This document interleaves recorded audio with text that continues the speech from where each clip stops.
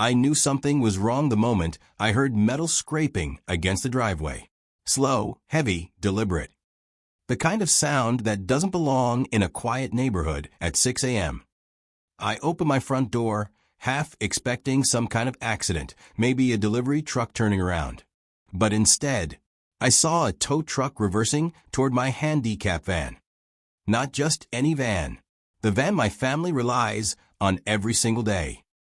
The one fitted with ramps, straps, and custom brackets. The one that represents mobility, dignity, and freedom. And standing next to that tow truck, arms crossed and smirking like she'd finally won a long, bitter war, was the HOA president.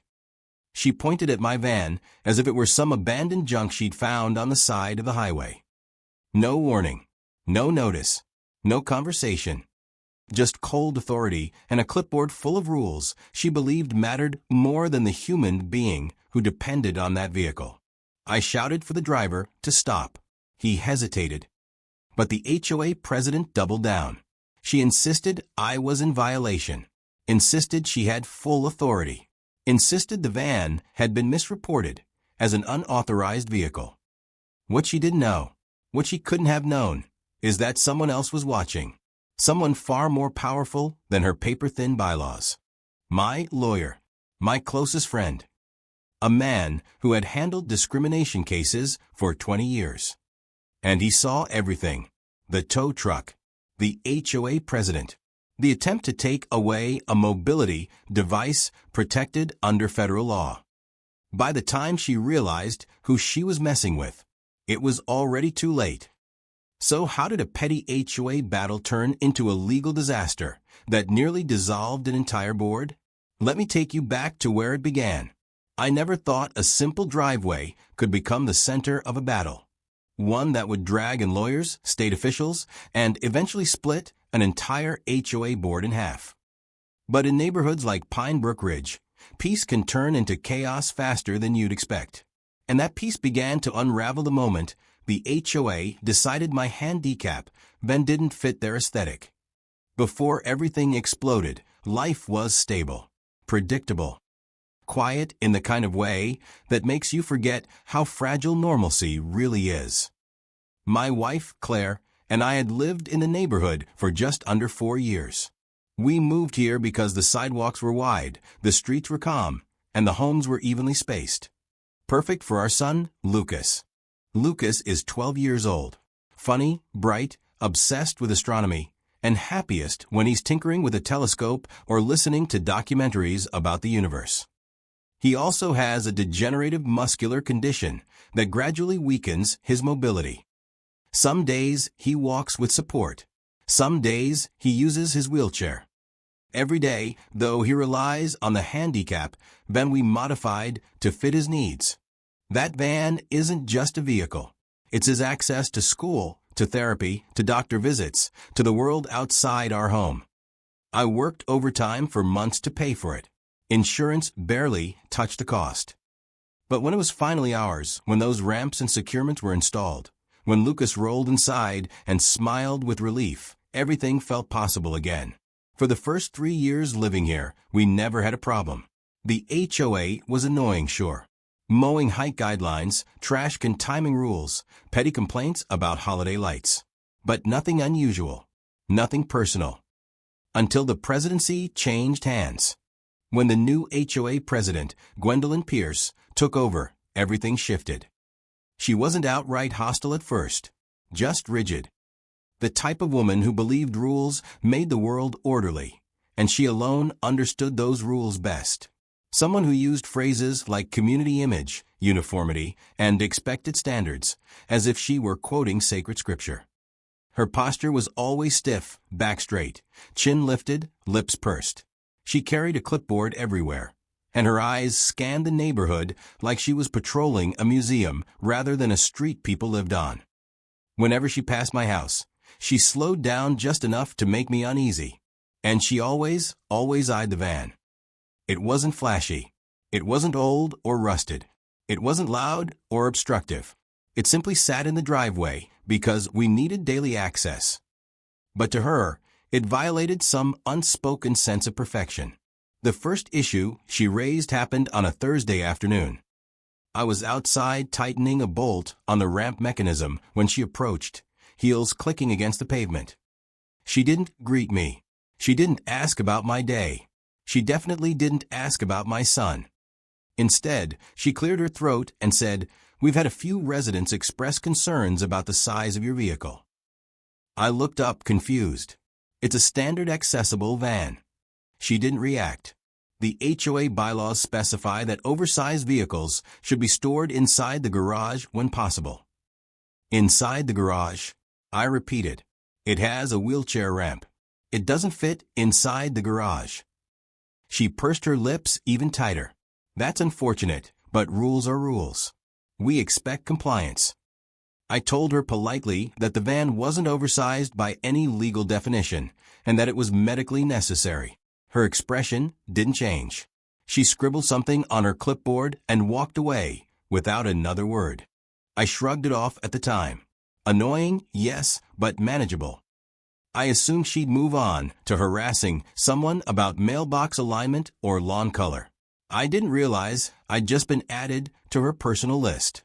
Over the next month, little signs showed up. Not official letters, just hints. Notes slipped into the mailbox. New clarifications in the HOA newsletter. Updated guidelines that seemed tailor-made to target one specific driveway. Mine.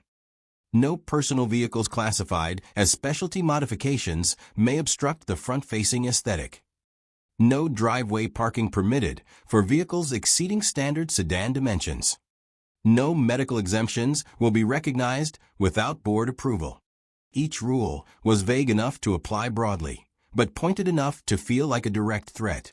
One morning, a bright orange parking warning was taped to my van's windshield. No explanation, no signature, just a citation number and a claim that the vehicle violated an HOA ordinance that didn't exist 2 months prior. I confronted the board. They shrugged. "Gwendolyn manages compliance," one member said. "We trust her judgment." That was the first moment I realized something was deeply off. But still, I tried to remain calm, tried to stay rational, tried to assume this would resolve peacefully. Until the morning, everything changed. It was a Saturday. Lucas had an early physical therapy appointment. I was inside making breakfast when he called from his room that he was ready to go. I grabbed my coffee, grabbed the keys, and stepped outside, just in time to see the tow truck backing up toward the van. My first thought wasn't anger. It was panic. A deep, visceral surge of fear. Without the van, Lucas couldn't get to therapy. Without therapy, he would physically regress. Every session mattered. Every exercise slowed his condition. Missing even one appointment felt like losing ground in a battle we fought every single day. I shouted for the driver to stop. He hesitated. He wasn't malicious, just following an instruction from the HOA, a note attached to the work order. A work order signed by Gwendolyn Pierce. She stood confidently near my mailbox, arms folded, clipboard in hand, like this was nothing more than another victory in her campaign for neighborhood purity. Her face communicated absolute certainty that she was right, that her rules mattered more than anything else. She said the van wasn't registered properly with the HOA. She said it didn't meet the aesthetic guidelines. She said she had authority to approve its removal. All lies. But she didn't know one important fact. My lawyer, Daniel Hale, lived 2 houses down. Daniel wasn't just my friend. We grew up together. He'd gone into disability rights law, and he'd seen every trick, every excuse, every loophole organizations use to shame or control people with mobility needs. He had been watching from his front porch, coffee in hand, as the tow truck arrived. And when he stepped off that porch and walked toward us, suit pants still wrinkled from his laundry cycle, expression sharpened by 20 years of courtroom battles, I saw a flicker of something in Gwendolyn's eyes. The first hint of fear. He approached calmly, quietly, almost politely, but his presence changed the entire energy of the driveway. The tow driver straightened. Gwendolyn stiffened. Even the air seemed to pause. He didn't raise his voice. He didn't threaten. He simply stated facts. The van was a protected mobility device. Federal law protected my right to park it in the driveway. The ADA prohibited discriminatory enforcement. The HOA had violated multiple statutes by even attempting removal. Everything that happened after that would lead to a firestorm of complaints, investigations, board meetings, legal filings, and consequences no one in the neighborhood could have predicted. But right there, in that moment, before the chaos, before the retaliation, before the unraveling, what I remember most is Lucas peeking through the living room window. His face pale, his hands gripping the curtain, his wheelchair parked behind him, watching strangers try to take away the one thing that gave him freedom. That was the moment something inside me hardened. This wasn't just about rules or bylaws or petty HOA power plays. This was about dignity, about access, about a boy who deserved better than to become collateral damage in a neighborhood president's ego trip. And as the tow truck driver slowly lowered the ramp, stepping away from the vehicle with uncertainty, and Daniel stood between us and Gwendolyn like a shield, I realized. This wasn't going to end quietly. In fact, it was only just beginning. The tow truck driver stepped back, but his body language told a different story. He didn't want to be in the middle of a legal battle he never signed up for. His hand hovered uncertainly near the lever that controlled the lift. He kept glancing between Daniel, me, and the HOA president as if trying to figure out who actually held authority. And then there was Gwendolyn, standing tall, chin raised, acting as if nothing out of the ordinary was happening. As if trying to tow a handicap van in front of a disabled child was a normal Saturday morning errand. As if she wasn't violating multiple state and federal laws in broad daylight. Her posture didn't crack. Her expression stayed sharp, almost clinical. But her eyes darted ever so slightly when Daniel pulled out his phone and began recording the entire scene. He didn't announce it. He didn't need to. The quiet chime was enough. Her shoulders tensed. "Is there a problem?" she asked, voice high and tight. Daniel didn't answer directly. He simply held the phone steadily and said, "The federal government considers mobility devices protected under the ADA. Any attempt to interfere with them, parking, access, or transport, can be classified as discriminatory obstruction." The tow driver blinked rapidly, as if hearing the words for the first time. Gwendolyn scoffed. "This isn't a mobility device. It's a private vehicle. A very large, very disruptive one. It violates section." Daniel cut in smoothly. "It's a medically necessary, modified transportation device. That good enough for you?" He pointed at the ramp. "That's a mobility accommodation, which means the van is covered under disability access laws. You can't touch it. He can park it wherever the hell he needs to." The tow driver slowly lowered the hydraulic lift until it touched the pavement. He stepped back. "Ma'am, you didn't say anything about ADA." Gwendolyn's jaw tightened. "I don't need to. This is an HOA matter." "Not anymore," Daniel said. He slid his phone into his pocket. "You've escalated this to civil rights territory. Congratulations." The silence that followed was thick enough to choke on. For the first time, Gwendolyn looked unsure. She clutched her clipboard a little closer, scanning her paperwork as if she could magically find a bylaw strong enough to override federal law. She found nothing. That didn't stop her from trying. "I still have authority," she insisted. "This neighborhood has strict guidelines." Daniel stepped forward just enough to disrupt her confidence. "No," he said. "You have preferences. And you weaponize them against residents you personally watch too closely." Her nostrils flared. "I don't watch anyone." "Oh, really?" Daniel raised a brow. "Then why did you personally sign the work order for a medical accommodation vehicle without a board vote?" A flicker of panic flashed across her face. Just a flicker. But it was enough. He caught it. I caught it. And so did the tow driver. "Wait," the driver said slowly. "You're telling me this wasn't approved by the whole board?" "No," Daniel answered for me. "It wasn't." The tow driver took 2 steps back. No, I can't touch this.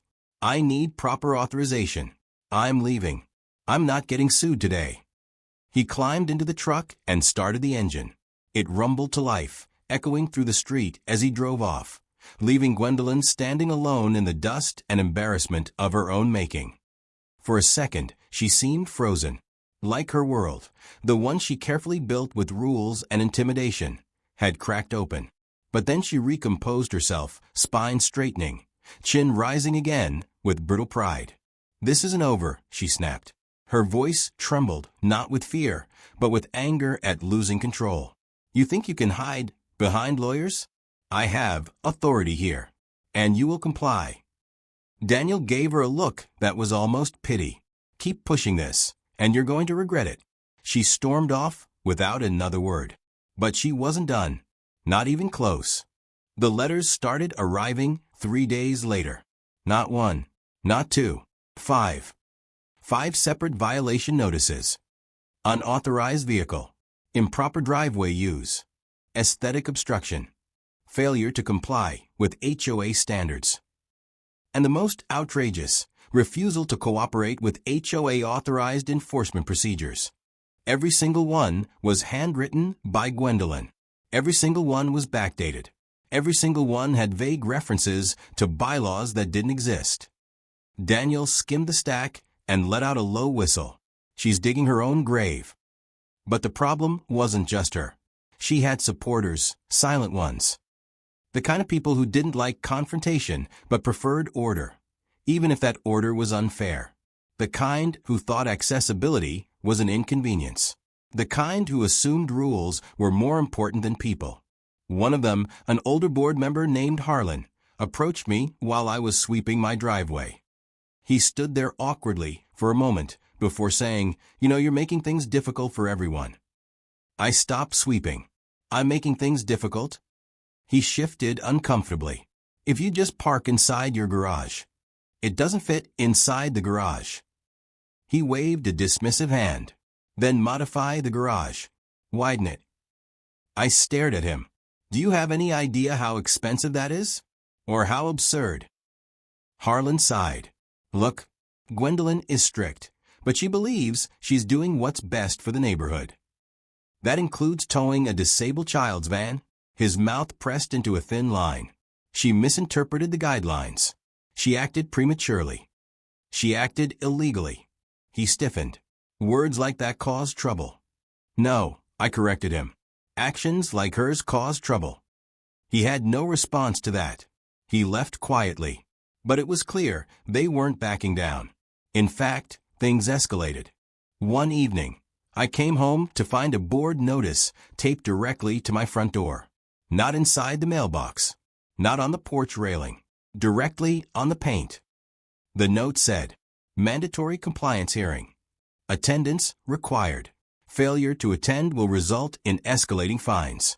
Below in bold marker, "Bring your lawyer if you wish." It was signed again by Gwendolyn.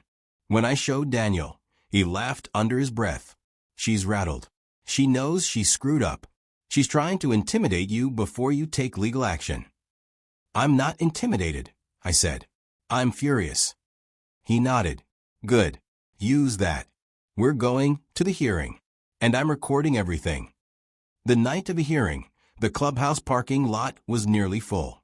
Residents weren't required to attend, but word had spread. Everyone wanted to see what would happen after the attempted towing. It had become the neighborhood's unspoken scandal. Inside, the long table where the board sat looked like a tribunal. Gwendolyn sat in the middle, posture rigid, papers neatly stacked in front of her. Harlan sat next to her, avoiding eye contact. 2 other board members looked uncomfortable, whispering among themselves. All eyes shifted to me and Daniel as we entered. Gwendolyn cleared her throat. "This meeting is now in session." Daniel leaned toward me. "She sounds like she's chairing the Senate." I almost laughed. Almost. But then the meeting began, and everything got worse. Gwendolyn listed off the alleged violations with exaggerated authority. She claimed multiple residents had complained about the van. She claimed the driveway parking violated bylaws. She claimed I had refused to comply with enforcement actions. She claimed the attempted towing was necessary escalation.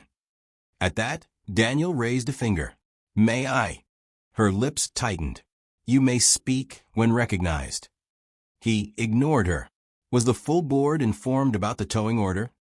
A ripple of whispers went through the room. Gwendolyn's jaw tightened. The president has authority to act.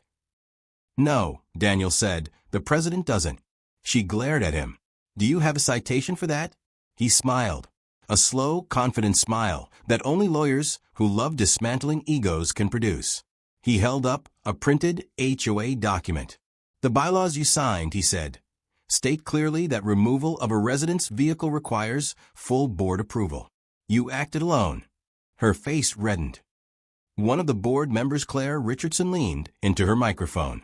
I didn't approve anything. Another member nodded. Neither did I. Harlan looked trapped, sweating under the collar of his too-tight golf shirt. Daniel continued. Furthermore, the ADA protects accessible transportation devices. Federal law supersedes HOA rules. You broke the law. The room fell silent. Gwendolyn opened her mouth, closed it, then finally hissed, Your interpretation is exaggerated. Daniel raised a brow. Then perhaps the county ADA compliance office can clarify. She froze. Everyone saw it. Everyone felt the shift. Her authority slipped through her fingers like wet sand. And that was only the beginning of her collapse. The room seemed to tilt slowly, almost imperceptibly as the weight of Daniel's words settled in. People shifted in their seats. A few whispered. One resident gasped softly. There is a precise moment when collective trust snaps, and in that clubhouse, you could feel the crack travel through the air like a fault line. Gwendolyn tried to recover. She straightened her papers, drew a shaky breath, and lifted her chin. This hearing, she said, is meant to address the homeowner's continuous noncompliance. We cannot allow personal hostility or outside legal opinions to derail this process. Outside legal opinions.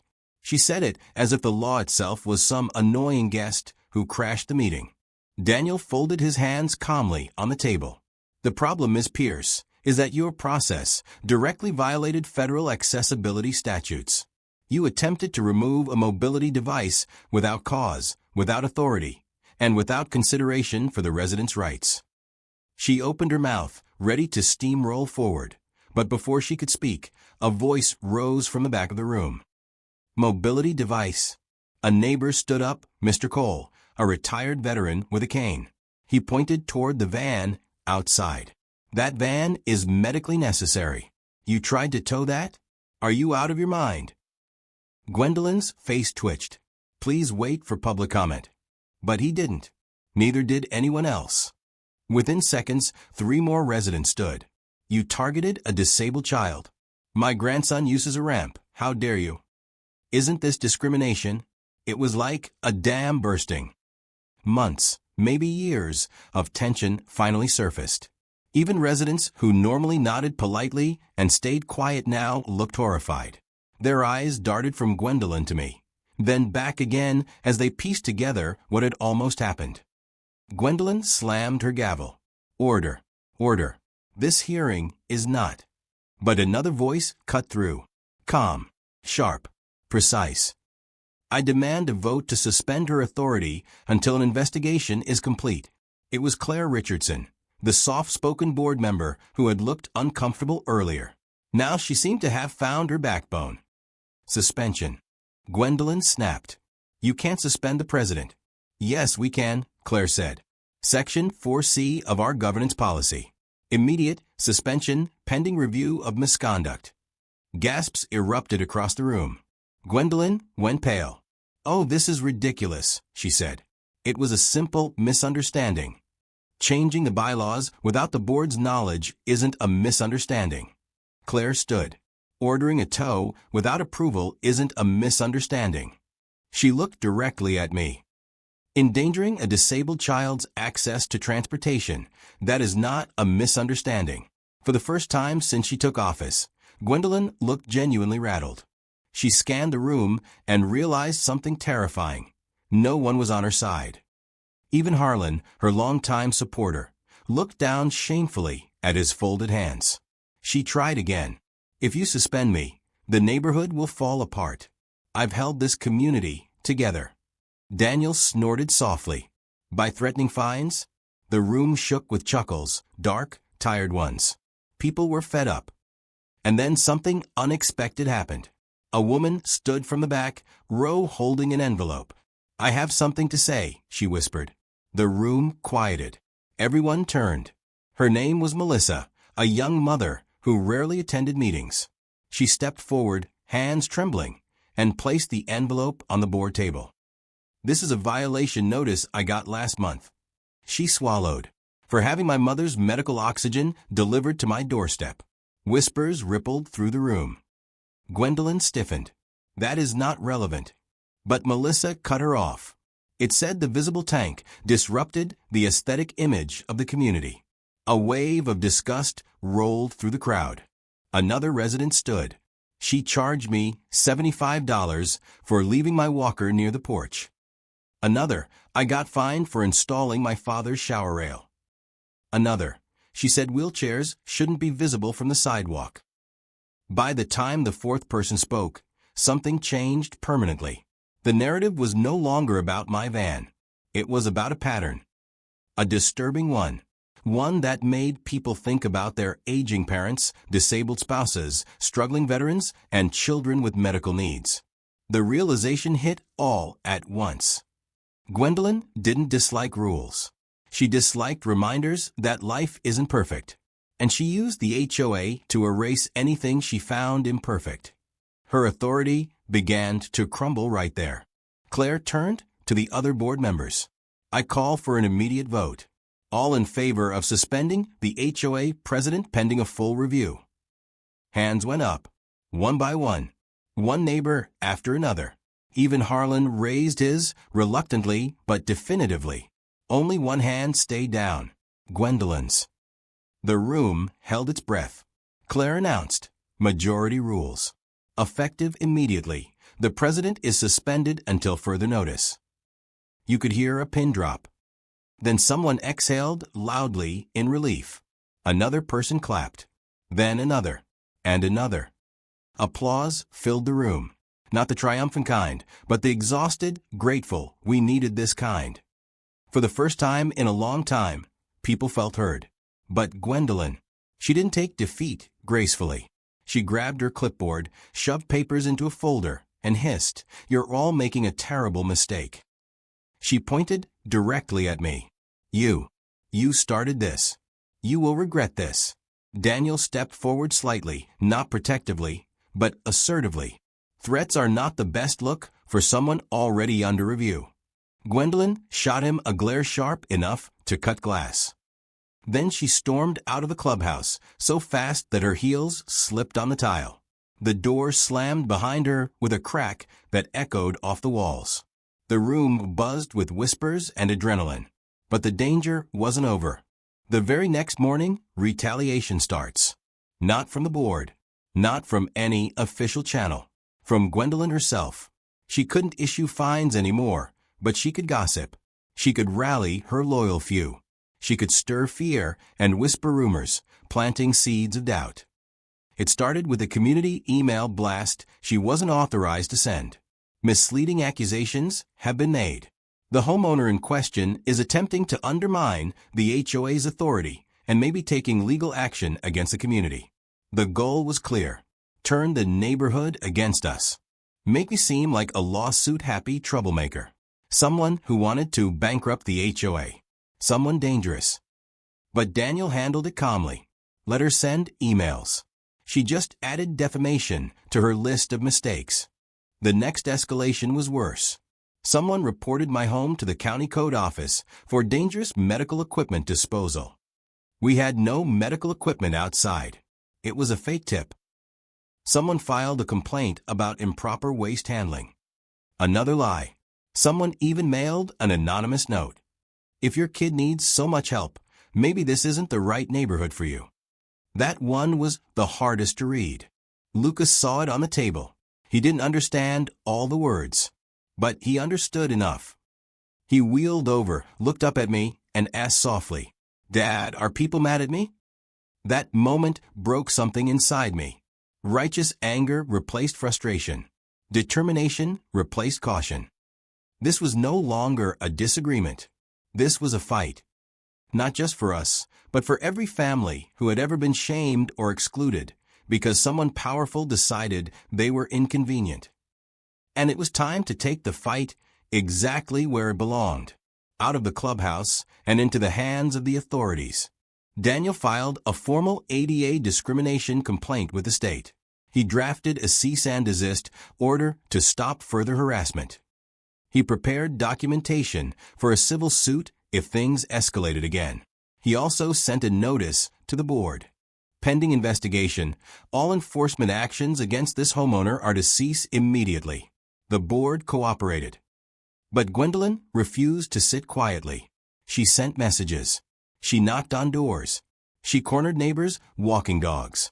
She insisted she was the victim of a smear campaign. Some ignored her. Some believed her.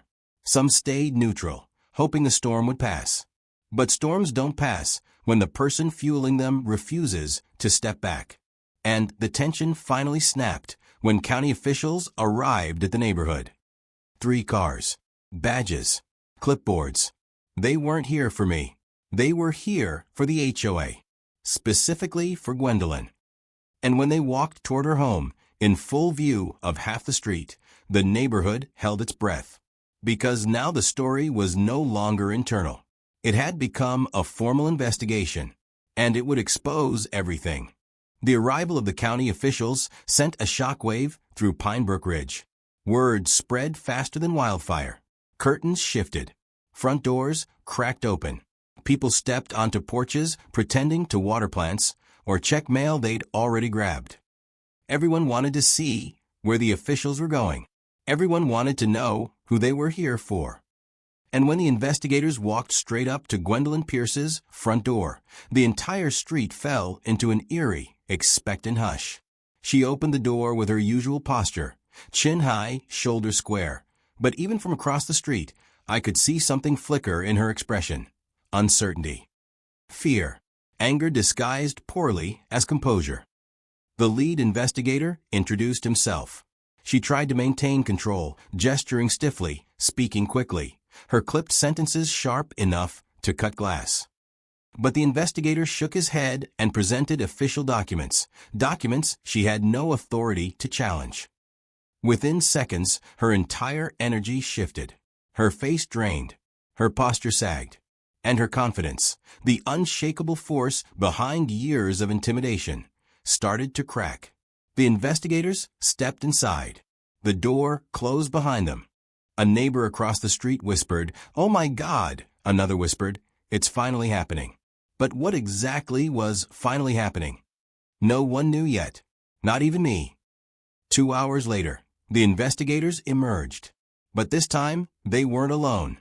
Gwendolyn followed them outside, papers clutched tightly in her hands, face flushed, eyes glossy with rage she no longer tried to hide. She glanced around the neighborhood, realizing the entire street was watching. Her gaze swept past each resident like searchlights, accusing, bitter, desperate, as if she were silently asking who betrayed her, who turned against her, who caused this. Her eyes landed on me, and the hatred in them was unmistakable. The lead investigator thanked her curtly and walked toward their vehicle. Before he left, he said something to me, quietly, professionally. "We'll be in contact. Please save any correspondence you receive from the HOA or Ms. Pierce." Then they drove away, and the real storm began. That evening, a community-wide email blast went out, not from the board, but from Gwendolyn herself. The subject line was, "Warning, legal threats to our community." The email was long, rambling, defensive. It claimed that an unnamed resident me was abusing ADA protections, weaponizing legal counsel, and creating hostility that threatens the neighborhood's integrity. She positioned herself as a victim, claimed she acted in good faith, accused the board of cowardice, insinuated that county involvement was unjustified and caused by a misleading complaint filled with exaggerations. She wrote, "If this resident continues down this path, your dues may go up to cover the legal fees." Consider who is truly harming this community. The rage washed through me in a wave. Weaponizing fear was her specialty. Manipulating perception was her survival tactic. And she was fighting back the only way she knew, by trying to isolate me. But the email didn't have the effect she hoped for. Within 20 minutes, replies began pouring in on the community thread. One resident wrote, "We saw the investigators at your home, Gwen. Stop acting like this is nothing." Another, "You tried to tow a disabled child's van. That's the harm." Another, "Quit twisting things. This is on you." Her narrative was collapsing. Her control was slipping. Her influence was fading. But she still had one weapon left: retaliation. The next morning, I found trash scattered across my driveway. The bags were torn open, contents dumped intentionally. Not animal damage, human hands. Later, while checking mail, I found a printed flyer tucked inside. "This homeowner is suing the HOA. Expect higher dues." Anonymous, of course. But the language was too familiar to be anyone but Gwendolyn. That afternoon, someone filed a noise complaint against my house for excessive mechanical ramp sounds. Someone reported my backyard for unlicensed equipment. Someone even claimed I had dangerous modifications on my property. Each false report cost me time, energy, and emotional bandwidth. It wasn't about the reports themselves. It was about wearing me down. Lucas felt the tension too. One night, as I tucked him into bed, he asked softly, "Is this happening because of my chair?" I froze. Then I sat beside him and shook my head. "No, buddy. This is happening because some people don't understand what we need, and because they think rules matter more than kindness." He nodded, processing my words in that quiet, earnest way he does. Is it gonna stop? I didn't know the answer, but I couldn't let him see my uncertainty. So I squeezed his hand and said, "Yes, I promise you it will." And I meant it, because Daniel wasn't just preparing a complaint anymore. He was preparing a case. 3 days later, the HOA announced an emergency board meeting. This one was different, not a hearing, not compliance, but a full-blown governance meeting, open to all residents. Word spread rapidly. They're voting on whether to remove her permanently. When I walked into the clubhouse that night, it was packed. People lined the walls. Some stood shoulder to shoulder. Even residents who never attended meetings had shown up. And the mood was different this time. Not just angry, not just frustrated, determined. The board sat at the front, 4 of them now. The empty space where Gwendolyn normally sat was impossible to miss. She entered 10 minutes late, her heels striking the floor sharply, as if each step was a declaration of defiance. Her eyes scanned the room and hardened when she saw me. She marched to her seat and stacked her papers loudly on the table. Claire, acting president, opened the meeting.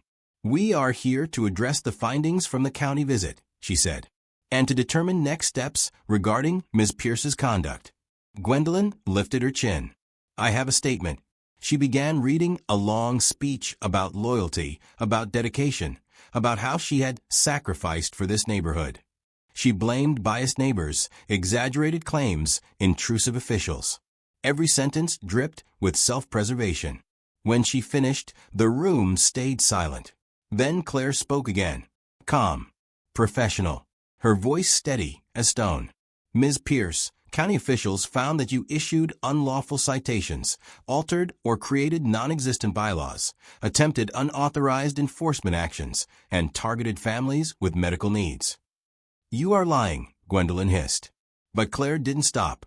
"We also received multiple testimonies from residents who experienced intimidation, discrimination, and fabricated violations." Gwendolyn's face reddened. She slammed her hand on the table. "I have given years to this community. You are ungrateful. All of you." Someone in the audience responded, "We're tired of being scared of you." Another voice, "You bully people for fun." And another, "You don't get to treat disabled kids like that." The room shook with murmurs of agreement. Then Daniel stood, not loudly, not dramatically, just enough to steady the room. "My client is prepared to move forward with legal action," he said. unless the harassment stops immediately and the board takes corrective action. Gwendolyn spat. Legal action? This is harassment against me. No, Daniel replied. This is accountability. Silence. Then Claire announced, we will now vote on removing Ms. Pierce from the HOA board, effective immediately. The vote was quick. One by one, board members lifted their hands. Harlan hesitated, sweating, then finally raised his. The motion passed unanimously. Gasps. Relief. Applause. A wave of emotional release swept through the room. Gwendolyn was finished. She stood abruptly, knocking over her own water bottle, grabbed her folder, and stormed out, shoulder hitting the door with enough force to make it slam against the wall. But even though she was gone, the consequences of what she'd done were far from over, because the county investigation wasn't closed. And soon, even more people would learn the truth. Gwendolyn's departure from the meeting didn't end the turmoil. It simply changed its shape. Removing her from the board stripped her of her power on paper, but it didn't strip her of her obsession with control. She was the kind of person who didn't surrender authority. She clung to it until her nails bled. And even without her title, she still had connections, resentment, and a burning need to reclaim what she believed was rightfully hers. And within 48 hours, the neighborhood felt the heat of her spiraling desperation. The morning after her removal, I woke to the sound of raised voices outside. Not angry, confused, curious, disturbed. I stepped onto the porch and saw clusters of neighbors gathered around small orange flags stuck in front yards and driveways. Dozens of flags, scattered across the neighborhood like battlefield markers. Some in flower beds, some by mailboxes, some in the grass inches from front steps. Daniel walked up the sidewalk, holding 2 of them in his hands. You have these too? He asked. I nodded. What are they? Someone flagged every home for supposed code violations. My stomach tightened. Someone. His expression said everything. Of course, someone was Gwendolyn. She no longer had authority to issue citations, but she could still stir chaos by acting like she did. Neighbors emerged from their homes inspecting the flags, murmuring among themselves. What violation? There's no note. Is this real? Is she doing this again? The confusion quickly became frustration. By noon, residents were gathering in the cul-de-sac, demanding answers. Daniel approached the interim board and urged them to send a mass clarification email. Claire acted immediately. Within minutes, the neighborhood received an official message. These flags were not issued by the HOA. They hold no authority. Please remove them from your property. Relief spread. But it didn't ease the growing anger. The flags were a reminder. Even without power, Gwendolyn still knew how to disrupt lives. That evening, as the sun dipped behind the rooftops, a group of neighbors knocked on my door. Some older, some young, some with kids who often smiled at Lucas when he rolled past, people who had never united before. A man named Dave spoke first. We want to help. Another added, you didn't deserve any of this. None of us did. A third neighbor, a soft-spoken woman who rarely raised her voice, said, you just wanted your son to have access. We're sorry it got this far. Their support caught me off guard.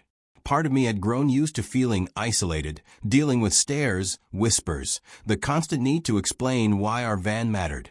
But seeing neighbors rally in solidarity created a sense of community I hadn't expected. Daniel joined us on the porch. We're preparing the next steps. The county is escalating this to a formal review. They'll need statements, documentation, anything residents are willing to provide. Without hesitation, every neighbor nodded. One even said, she bullied us all. It's time she answered for it. The unity was comforting, but it made Gwendolyn even more dangerous. Because people like her don't back down when cornered. They lash out. 2 days later, I woke to the sound of a loud thud at my front door. I opened it to find a thick envelope taped aggressively to the glass. Not in the mailbox. Not on the mat. Taped.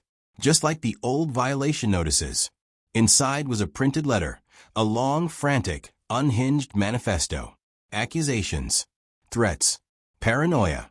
Warnings about consequences if I didn't retract my complaints. She wrote, "You have set this entire neighborhood against me. You are destroying what I built. You think you can hide behind your child's disability, but the truth will come out." My blood ran cold. And then, at the bottom, handwritten in red ink, "Your son will not win." For a moment, the world went silent. I felt the floor tilt beneath me. I felt every muscle in my body tighten, adrenaline surging. Not because she threatened legal retaliation. Not because she warned of consequences. Because she dared to write that sentence. Daniel read the letter twice, jaw tightening. "This is no longer harassment. This is criminal." "We're pressing charges," I said. "No question," he agreed. He photographed everything. Each page, the tape residue on the door, the timestamp on my security footage showing when she delivered it. "We're contacting the investigators today," he said. This just became the turning point they needed. I exhaled slowly. The battle wasn't just about HOA rules anymore. She had crossed a line so deeply that even her remaining supporters would recoil. And that line would lead to her downfall. By nightfall, the neighborhood was buzzing again, but this time for a different reason. Unmarked county cars rolled into Pine Brook Ridge, moving quietly but purposefully.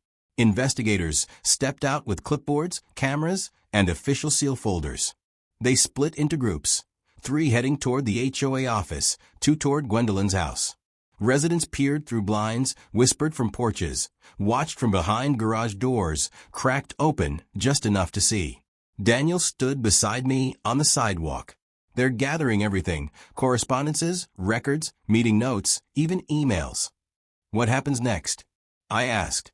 "Depends on what they find," he said. "But considering that letter, I think this goes beyond HOA misconduct." I knew what he meant, and it terrified me. Across the street, investigators knocked on Gwendolyn's door.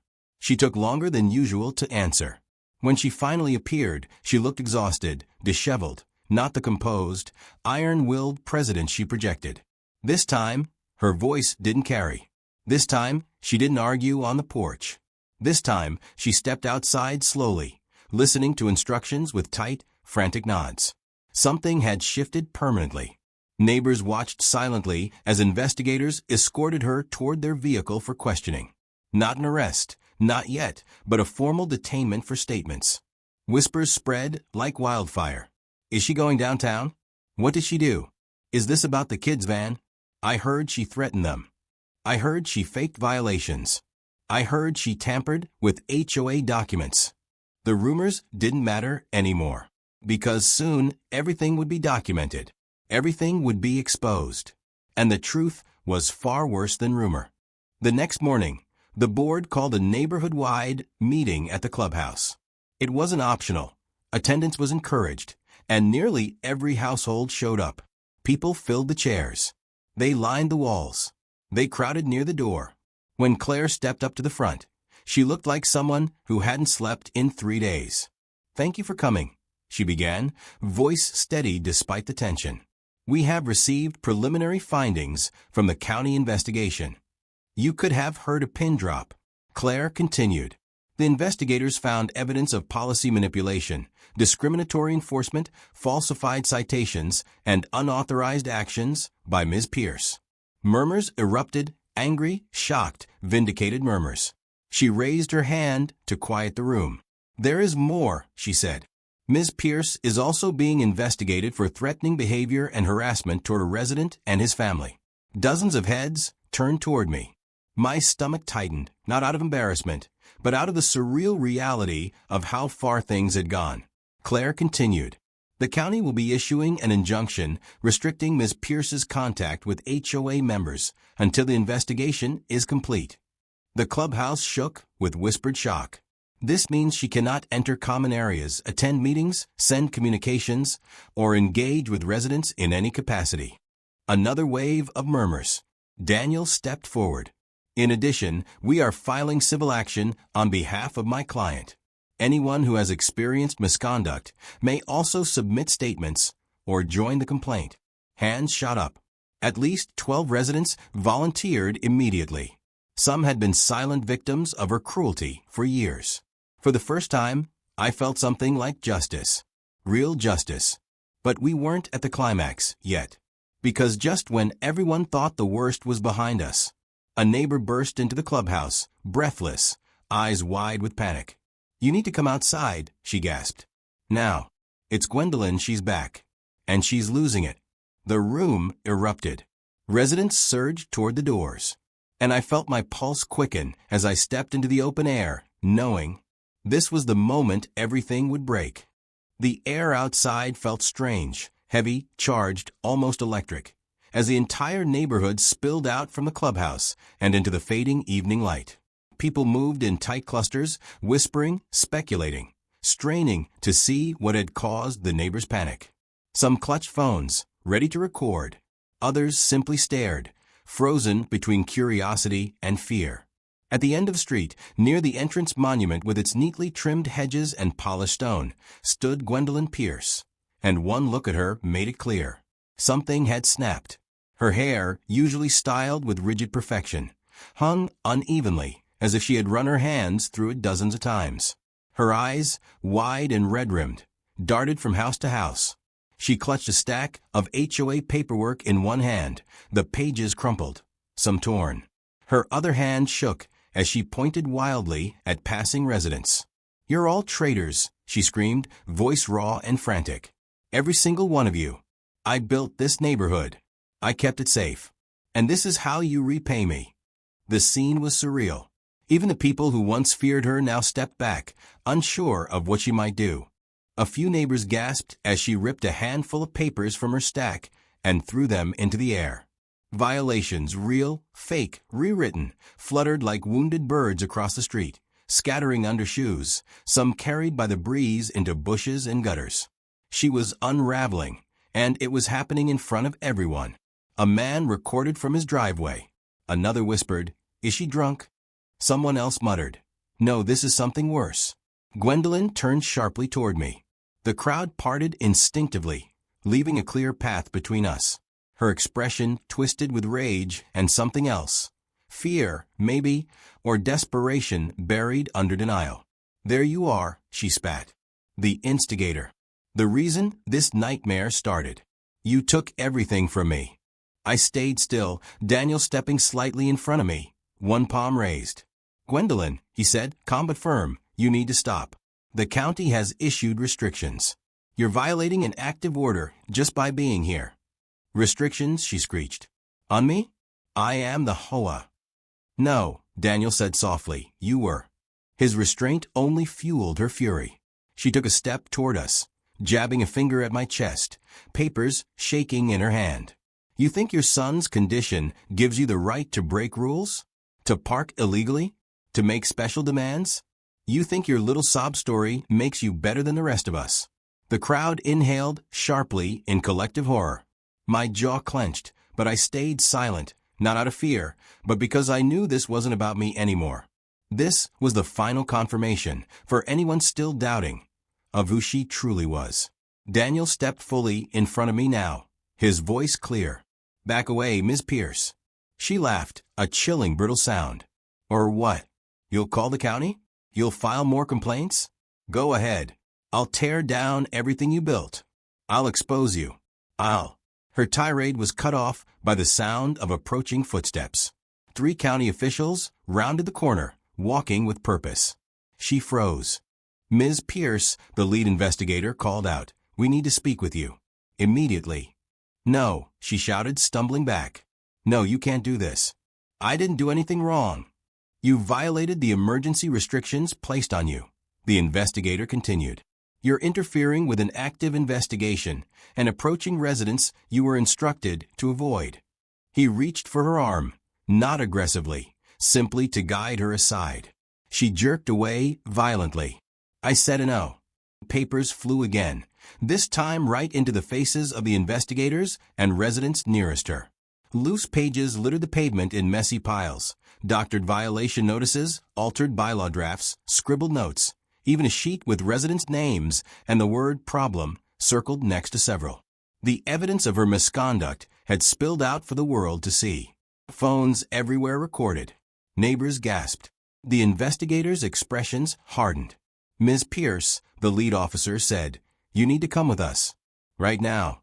She backed up, nearly tripping over the curb, shaking her head wildly. "You can't arrest me. I'm the president. I'm responsible for this community. Without me, this place will fall apart. You need me.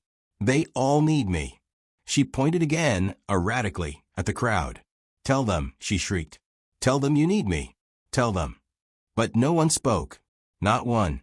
The silence hit her harder than any insult could.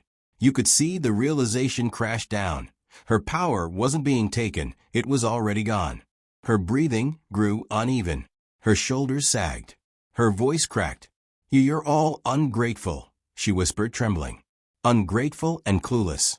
I worked so hard." One neighbor, an older man she'd fined repeatedly, stepped forward. "We're tired, Gwen," he said softly. "Tired of living under fear. Tired of you." Her face crumpled. And that was when the investigator gently took her by the arm. "Ma'am, please come with us." She didn't fight this time. She didn't scream or argue. She allowed herself to be escorted away, staring blankly at the pavement as she walked. But just as they reached the vehicle, she turned her head slightly toward me and whispered, "This is your fault." Then she was placed into the back seat, the door closed, and the vehicle pulled away. The entire street exhaled in a single, stunned breath.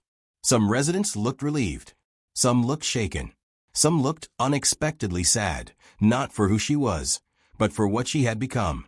But everyone agreed on one thing. It was over. Or, at least, the worst part was. Claire approached me cautiously. "Are you all right?" she asked. I nodded. Daniel joined us. "This is a turning point. The county will proceed with charges. And this strengthens our case significantly." Neighbors surrounded us, not in chaos, but in support. "You did the right thing. We're with you. We're sorry you had to go through this." It felt surreal.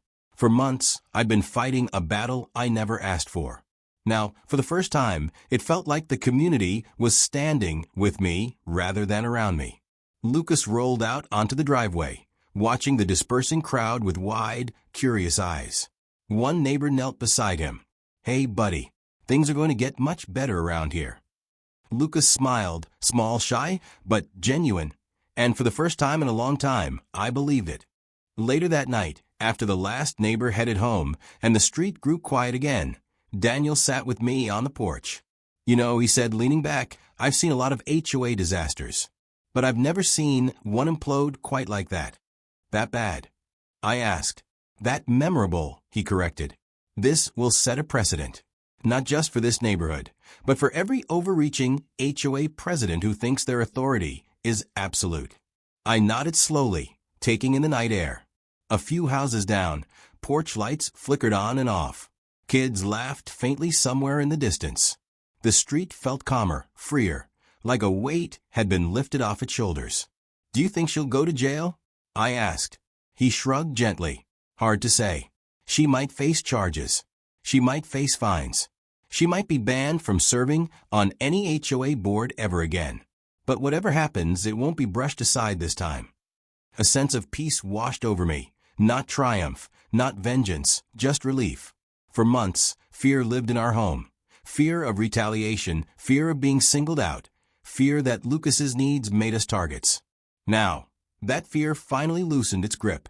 And the storm she created, the one she weaponized against us, had finally swallowed her instead. That night, as I tucked Lucas into bed, he looked up at me with sleepy eyes. "Is the mean lady gone?" I smiled softly. "Yes, she's gone." He reached for my hand, whispering, "Good." And as I sat there beside him, listening to the quiet hum of our house, I realized this wasn't just the climax of a conflict. It was the reclaiming of our home, our dignity, our right to exist without persecution. And the next chapter, whatever it held, would finally be written on our terms, not hers. The night after Gwendolyn was taken away, the neighborhood felt unnaturally still. Not peaceful, just quiet, the kind of quiet that follows a storm when everyone is still trying to understand what just happened. Porch lights glowed a little longer than usual. Curtains shifted as people peeked outside, wondering if there'd be more commotion, more fallout. There wasn't. For the first time in months, everything was calm. I sat on the porch with a cup of tea, letting the warmth seep into my hands. Inside, Lucas was asleep, breathing softly, safe and unaware of the chaos that had nearly consumed our lives. Daniel's car was parked out front. He'd insisted on staying the night nearby, just in case. But nothing happened. By morning, the quiet had changed. It wasn't uncertainty anymore, it was relief. People walked their dogs. Kids rode bikes. Neighbors waved without glancing over their shoulders. It was like the air had cleared, and the entire community was taking its first deep, clean breath in years. I felt myself breathing easier too. Around noon, an emergency email from the HOA board landed in everyone's inbox. Board meeting at 6 p.m. Mandatory attendance encouraged. Topic: leadership transition, legal updates, and new policy drafting. This time, the message wasn't aggressive. No threats. No bold red letters. No weaponized legal jargon. Just transparency. A simple, steady, almost humble tone. It was a small change, but meaningful. The meeting that night was packed again, but the energy was different. Instead of dread, there was curiosity. Instead of tension, quiet anticipation. People actually spoke to each other before it began. Neighbors who hadn't exchanged words in years, now standing shoulder to shoulder. Claire, the acting president, opened the meeting with a soft but steady voice. She looked tired, but not defeated. More like someone determined to rebuild something broken. "Thank you for coming," she began. "As you all know, Ms. Pierce has been temporarily detained as part of the county's ongoing investigation." A wave of murmurs swept the room, but no shock, no outrage. Everyone already knew. Claire continued, effective immediately. She has been formally removed from all HOA positions. She is legally barred from participating in any neighborhood matters until the investigation concludes. The room didn't erupt, but a collective sense of closure settled over it, like a room finally exhaling. "And now," Claire said, folded her hands, "we need to address the damage. Not just legally, but emotionally." This time, the murmurs were softer, more reflective. "We failed," she said quietly. "Not just as a board, but as a community. We allowed one person to hold too much power. We allowed rules to matter more than people. And we allowed intimidation to go unchecked for far too long." For a moment, the room was silent enough to hear the hum of the ceiling lights. Claire continued, "Today we start making this right." She turned toward me. "Before we continue, we want to publicly apologize to you and your family." My chest tightened, not because I expected it, but because I didn't. Claire cleared her throat, emotion wobbling. "You should never have been targeted. Your son should never have been made to feel unwelcome. And the van, your lifeline for him, should never have been threatened. We are deeply sorry." A few neighbors nodded. Others lowered their eyes, ashamed. I didn't know what to say, so I simply nodded back. Daniel placed a reassuring hand on my shoulder. But Claire wasn't finished. "To ensure nothing like this ever happens again, we are drafting new accessibility policies, new transparency requirements, and strict limits on unilateral board authority. We will also undergo mandatory training on ADA compliance and anti-discrimination laws." This time, the murmurs were approving. "And," she added, "we want you to help shape these changes." I blinked, caught off guard. "Me?" "Yes," she said firmly. "You understand the consequences better than any of us. You know what families with medical needs actually require. We want your input, not as an obligation, but as an invitation." For the first time that entire night, something warm sparked in my chest. Hope. After the meeting ended, several neighbors approached me, some hesitant, some emotional. One woman said, "I'm sorry I didn't say anything sooner. She intimidated all of us." An older man admitted, "She fined me for letting my grandson leave his scooter by the porch. I should have stood up to her then." Another whispered, "You saved this neighborhood." But I didn't feel like a hero. I felt exhausted, relieved, and strangely grateful, because what began as a personal nightmare had become a catalyst for healing an entire community. The legal side unfolded over the next several weeks. The county completed their findings.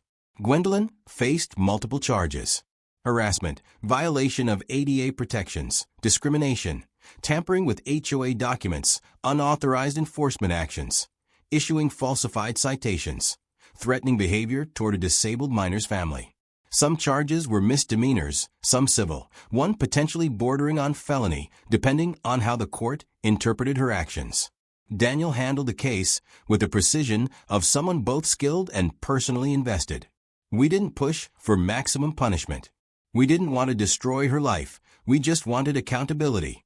In the end, the court issued a restraining order preventing her from contacting any HOA resident, mandatory community service, a fine, a legal ban from holding any HOA position in the county ever again, mandatory anti-discrimination and ADA training. She wasn't imprisoned. She wasn't ruined. But she was stopped. And that was enough. As the weeks passed, things changed in Pinebrook Ridge. Small changes at first. Fewer notices taped to doors. Fewer eyes peeking out through blinds whenever someone parked.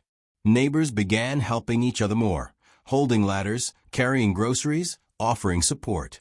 Kids played more freely in the cul-de-sac. People felt safer walking dogs at dusk. A softness returned to the neighborhood, like a long-held tension finally loosening. But the biggest change? Acceptance. One afternoon, as I helped Lucas into the van, a group of kids ran over. "Cool ramp," one of them said. Another added, "Can Lucas come watch us race our RC cars?" Lucas nodded shyly, excitement glowing in his eyes. My heart swelled. For the first time since we'd moved here, he felt included. The HOA made changes too. A new board was formed, a diverse mix of young parents, retirees, longtime residents, and a wheelchair user from down the street. They rewrote the bylaws to prioritize fairness and accessibility. They hosted community picnics, meet and greets, and open forums to rebuild trust. And they created a new committee, the Accessibility and Inclusion Advisory Group. They asked me to lead it. I accepted. Because no family should ever go through what we went through. Because one child's mobility should never threaten an adult's ego. Because compassion must be written into the DNA of a community, not assumed. Months later, after everything had calmed, I was wheeling Lucas toward the park at the end of our street when he looked up at me and asked, "Do people still not like us?" I knelt beside him and pointed toward the street where neighbors waved as they walked by. "No," I said. "People understand us now. And the ones who didn't, they don't get to make the rules anymore." He smiled, a big, bright smile that made every battle, every meeting, every sleepless night worth it. And in that moment I realized, we didn't just survive the storm. We changed the weather. We helped build a neighborhood where empathy outweighed aesthetics. Where rules serve people, not the other way around. Where Lucas wasn't an inconvenience, but a reminder of why communities exist in the first place. Not to judge, not to control, not to punish, but to live together, to support each other, to grow. And as we rolled down the sidewalk, neighbors calling out hello, kids waving, the sound of laughter echoing through the air, I knew. This wasn't just a resolution. It was a new beginning. One built not on fear or authority, but on compassion. And that is the kind of HOA story worth telling.